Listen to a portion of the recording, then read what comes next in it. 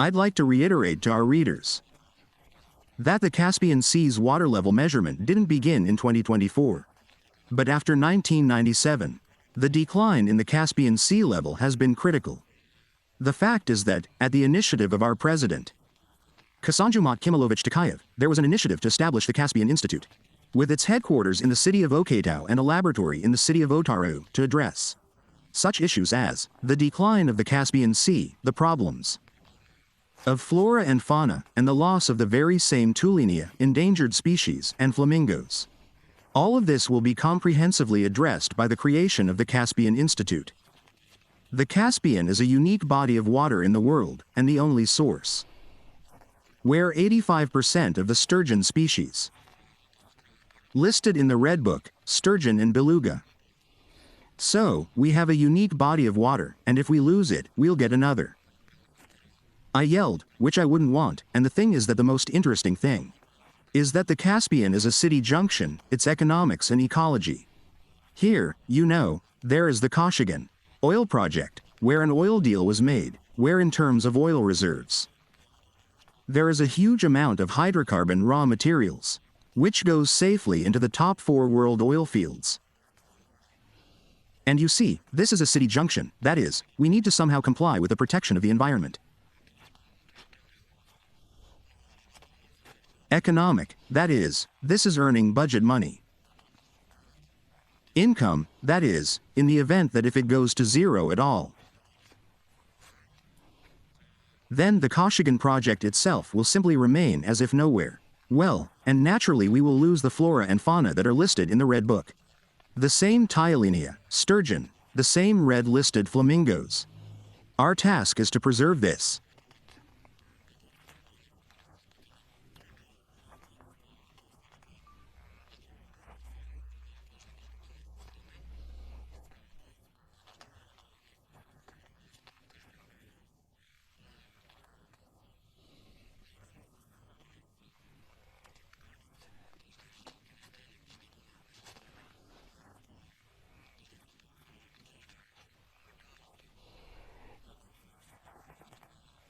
Our water arteries of our country.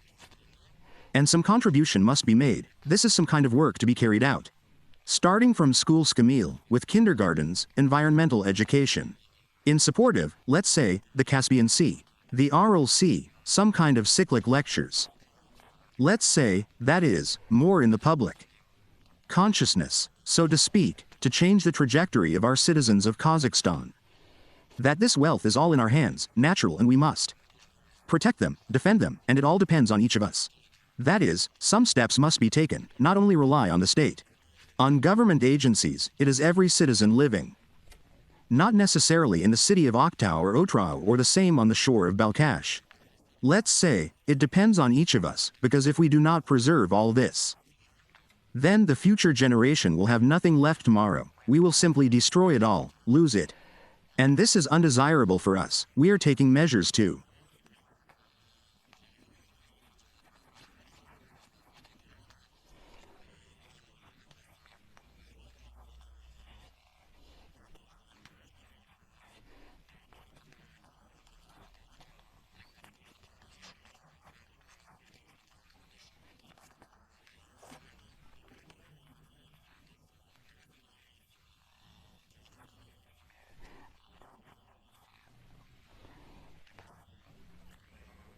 all investors who work in Kazakhstan, allocate 1% to neo-environmental development.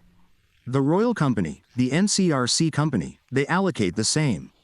They allocate 1% of their activities to neo-environmental development. That is, scientific experience in design development, is precisely for studying the same problems of the Caspian Sea, including the Ural Sea Basin problem, the plowshare problem. We have a law on investments. This is spelled out, that is, how our foreign investors work, who are engaged in hydrocarbon extraction here. We have progressive experience in this regard.